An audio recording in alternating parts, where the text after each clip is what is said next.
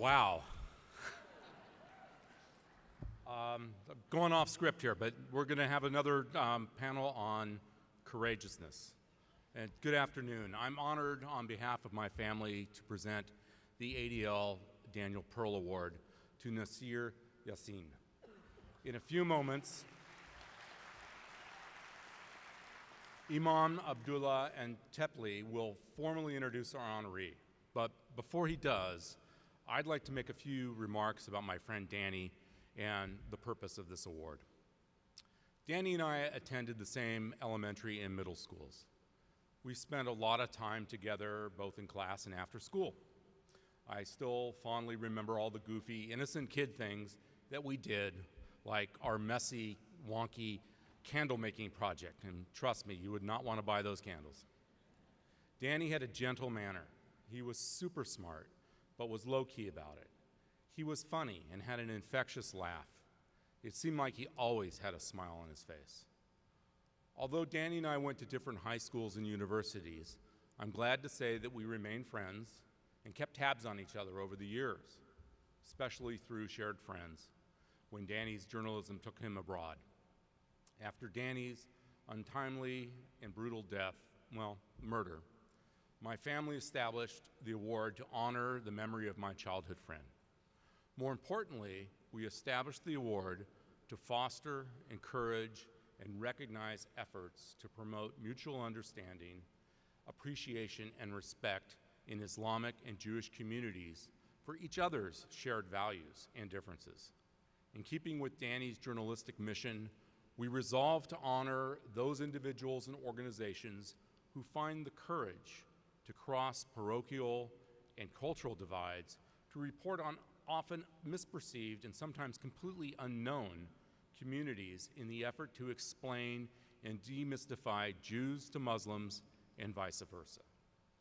For us, my family, the ADL was the natural and only possible home for the award.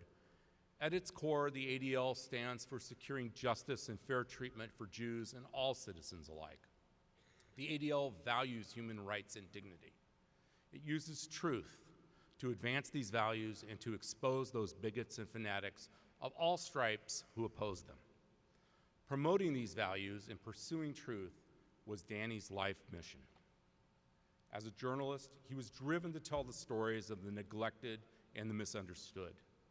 Danny did this so successfully and was so widely admired by his peers and readers because of his essential gentleness, intelligence, and curiosity, and because of his love for others. These qualities were in Danny's DNA, shaped no doubt by his Jewish upbringing, and they were present when I first met him in grade school. These qualities made Danny what he was, a humanist. And now I'd like to call upon Imam Abdullah Antepli to present the ADL Daniel Pearl Award.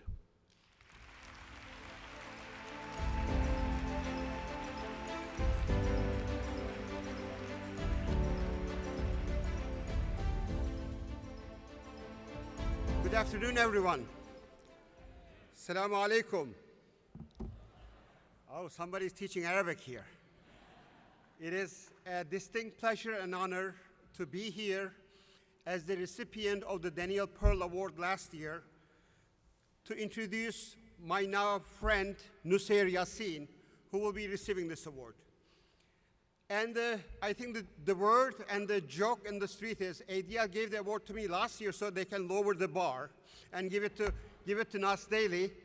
But I think even if ADL didn't lower the bar, Nuseir Yassin is well deserving of this incredible award. Nuseir, Israeli-Palestinian, Israeli-American, recipient of the Daniel Pearl Award, rose to fame by doing the crazy, insane task of making 1,000 videos in 1,000 days.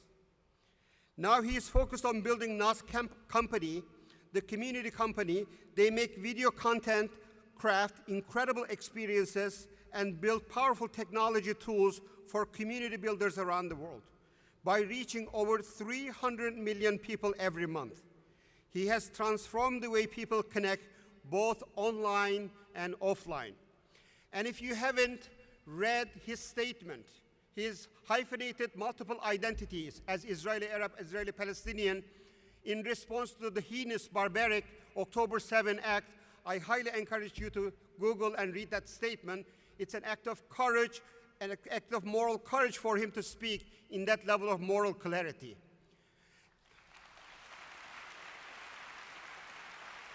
Indeed, he deserves those applauses. And what he does by reaching out to 300 million people is quite remarkable. When many of us, including myself, in such intellectually lazy fashion, complain about the harms and damages of online, social media, this and that, when we are complaining about the darkness, this incredible young man and brilliant mind, he is lighting a candle by teaching us how to use these online tools, social media tools, by focusing and zooming onto differences around the world and turning these differences as sources of inspiration, enlightenment, and learning. Now, ladies and gentlemen, please join me in welcoming Nuseir Yassin, Nas Daily, to receive this award.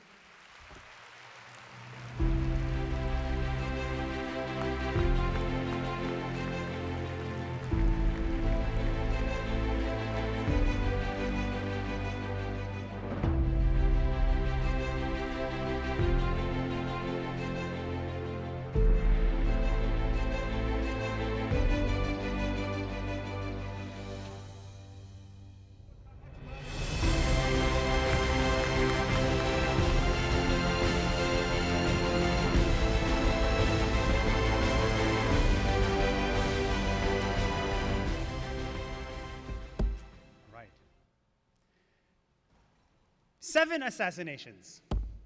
7 assassinations. In the Middle East, 7 leaders, prime ministers, and presidents were assassinated since 1948. Did you know that? My whole life, I thought leaders were killed because they wanted war, because they wanted destruction, because they wanted chaos. Oh, I was so wrong. I did more research, and this is a true story, and I found out that 6 out of the 7 leaders were assassinated because they wanted peace. 6 out of 7 because they wanted to end war. 3 in Lebanon, 1 in Egypt, 1 in Jordan, 1 in Israel. My whole life, I thought peace, coexistence, and tolerance is the popular thing. It's the right thing, it's the easy thing. But I was so wrong. It's not popular to want peace. In fact, it's very risky. In the Middle East, the first person to die is the person that wants us, Jews and Muslims, to live together in peace. And the first person to be glorified is the one that wants revenge, justice, and war. This is not just my opinion. This is data from the last 75 years. When I discovered this, honestly, I was depressed. What happened to coexistence, and what do we do now? That's why today I came all the way here to New York, not to address you, the 3,000 Americans who are sitting in front of me today. No, you guys are great. I came here to address the person watching this on the internet, the person in their bed on YouTube late at night alone watching this in Sudan, in Pakistan, in Ukraine, Russia, Israel, and Palestine. I am dedicating this speech to them. I call them the peacemakers. The peacemakers. The ones who are fighting for tolerance, for coexistence, for long-term peace. If my data is right, and if my hunch is right, and it is right, then these peacemakers are now feeling a lot of stuff. They're feeling sadness, despair, but most likely, they are feeling lonely. Why wouldn't they be? They're surrounded by war and people who are calling for death, especially in the last 5 months. Whenever there is conflict, peacemakers feel lonely. I know this feeling because I felt it too. I want to share with you my story, how lonely I felt, and I want to share with you what keeps me going. I hope it helps. My name is Nuseir Yassin. I was born and raised in Israel as a Palestinian. This is a background I do not recommend on my worst enemy. Israeli citizen, but Palestinian origin, you are born a controversy. Part of me wishes I was born in Denmark instead, with blonde hair and blue eyes, like you and you. But I wasn't. I was born in northern Israel with this face. And ever since I was a kid in the village, I was confronted since day one with conflict and hatred. Everyone around me who spoke Hebrew hated the Arabs. Everyone who spoke Arabic hated the Jews. But that did not make sense. I never believed in hate. I always believed in peace, tolerance, and coexistence, even as a child. I think I got these crazy, controversial ideas from my dad. So thank you, Dad.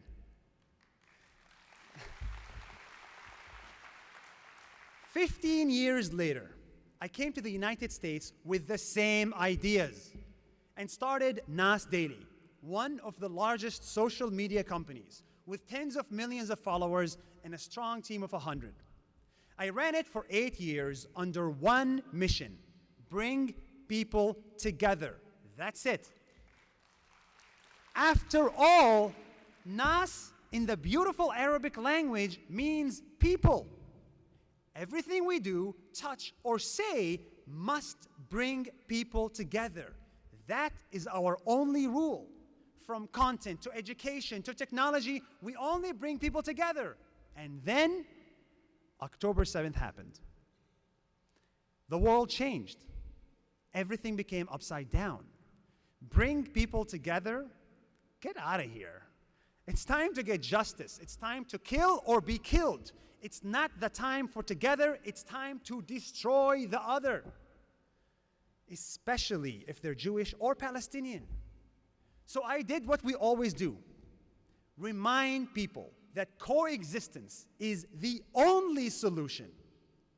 My Jewish partner Alex and I created a video to promote Jewish and Muslim tolerance and coexistence, to call for 2 states for 2 people, for peace between the Israelis and the Palestinians, who are equally indigenous, who are both here to stay.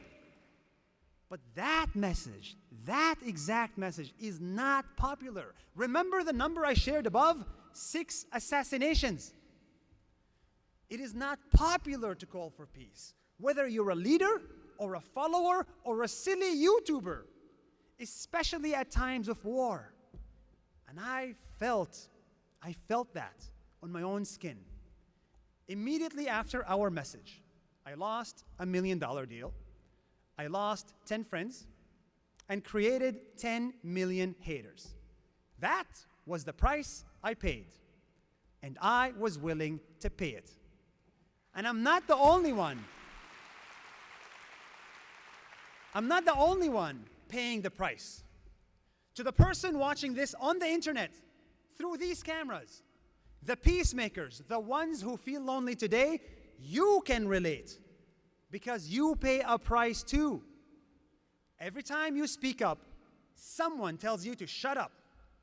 Every time you think we shouldn't fight, someone tells you that we should.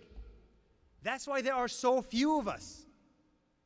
But something inside of you tells you to keep going. Something inside of me tells me to do that too. What is that thing? Why do we keep going when this stuff is so hard? Why don't we just chill at a beach in Mexico and do makeup videos and drink cocktails? Well, I think I found the answer. I think I know why. I've been studying the top 6 religions over the last few months, and this is a true story. And I think I found the answer in a religion I recently studied.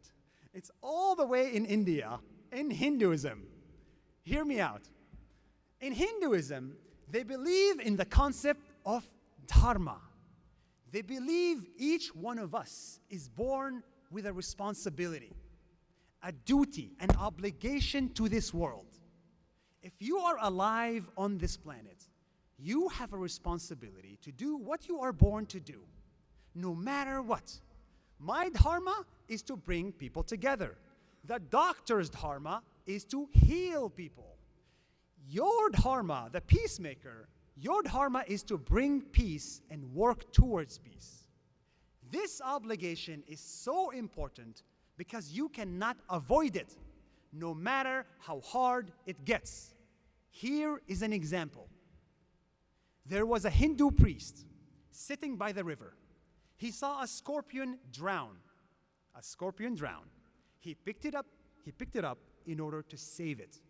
But then it stung him. So he dropped it back in the water.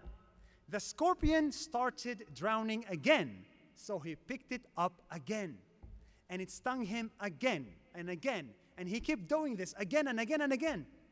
Someone watching this from the sidelines said, "Priest, what the hell are you doing? Why do you keep saving the scorpion when it will only sting you?" The priest smiled and said, "The scorpion's dharma is to sting. That's what it's born to do. But my dharma as a human is to save. This is what I will continue to do." Do you get it? It's beautiful. As peacemakers, our dharma is to promote coexistence, fight anti-Semitism, fight hatred wherever we see it, even if we get stung, even if we get pushback, even if we lose $1 million deals.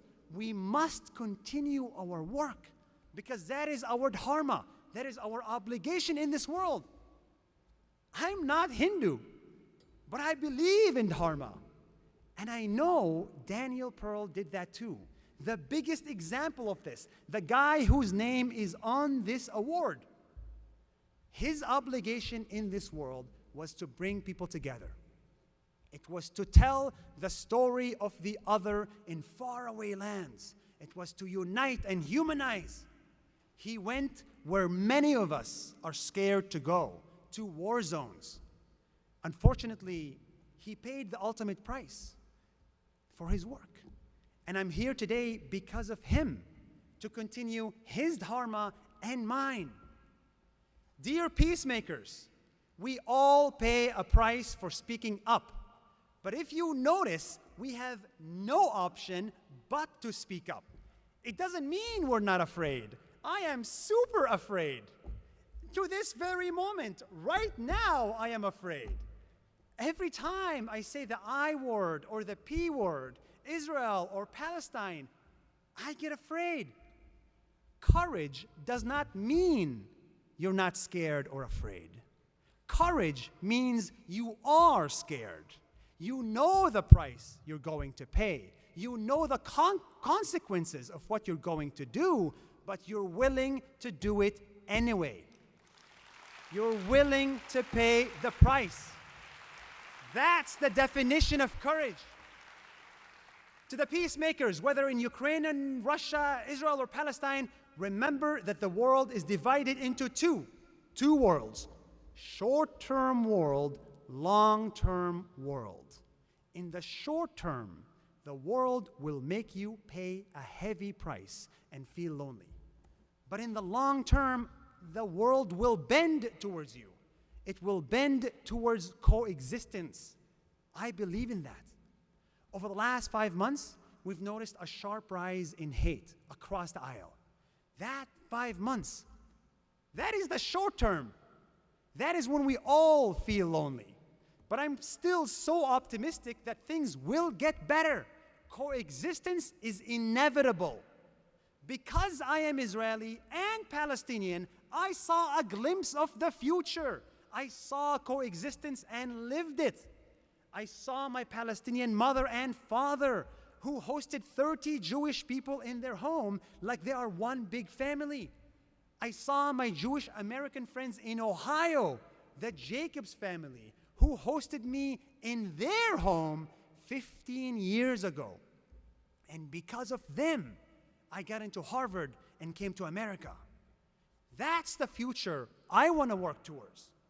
In the long term, we will wake up and thank the peacemakers, the ones watching this on their phone right now late at night, the ones feeling lonely today. Your work will pay off in the long term. That coexistence dinner you hosted, it will pay off. That peace camp you advocate for, it will pay off. That rational post you made on Twitter, I'm not sure anyone saw that because it's Twitter, so maybe that will not pay off. But I am confident that in the long term, our actions will pay off. We will have a lasting peace in the Middle East and around the world. We may feel lonely today, but tomorrow we will not. There are millions like us, 3,000 in this room, 30 million around the world. This is not the time to take a break. The time to act is now, when you feel the loneliest, most scared, most depressed. When you feel like you're about to break down, that's when you break through. A moment of breakdown is an opportunity for a breakthrough. So go on, host another dinner, give another speech, make another friend, post another tweet. Sorry, I'm screaming. For those that are still not convinced, I want to leave you with one last story. Also a true story. This time not from India, but from Japan. I went to Japan specifically to visit two cities. The only two cities in the world where nuclear weapons were used: Hiroshima and Nagasaki. The US dropped 2 nuclear weapons in 1945. And just like that, more than 200,000 people vanished. The two cities were wiped out. When I landed in Hiroshima and Nagasaki, I immediately started crying. The history is too heavy. The suffering is too great. That's why I expected to see a lot of angry Japanese people. People angry at America, angry at war, people who want revenge and justice. It only makes sense. If I was Japanese, and I'm being very honest, I may feel angry too. But here is what surprised me. I went around Hiroshima and Nagasaki looking for people who hate America, and I could not find any. Even nuclear attack survivors don't hate America. They don't hate because, according to them, peace does not flow from hate. And peace is what they want. 77 years later, today, Hiroshima and Nagasaki are fully rebuilt. They have skyscrapers, public transportation, world-class infrastructure. Japan is the 3rd largest economy in the world, with so many American businesses like Starbucks and McDonald's opening stores in Hiroshima. I saw young kids learning English at school with no hate for America or the past. And in those two cities, there is a museum to remember the past. You would expect the museum to be called the War Museum, the Tragedy Museum, the Anger Museum. But you know what they called it instead? The Hiroshima Peace Museum. We can't forget our past, but we can choose not to continue the past, the hate and the anger. If you still doubt peacemakers, then look at the US and Japan, look at Israel and Germany, look at how far nations can come in just one generation. Today, we still don't have peace between Ukraine and Russia, Israel and Palestine, Jews and Muslims, India and Pakistan. Today is the short run. But remember, if we continue our work, the long run is different. In the short run, we lose, we die, we get assassinated, we get lonely and afraid. But in the long run, I am convinced we win. We can end conflicts, we can end hate, and we can bring peace to this world. After all, this is what we are born to do. Thank you. Appreciate it.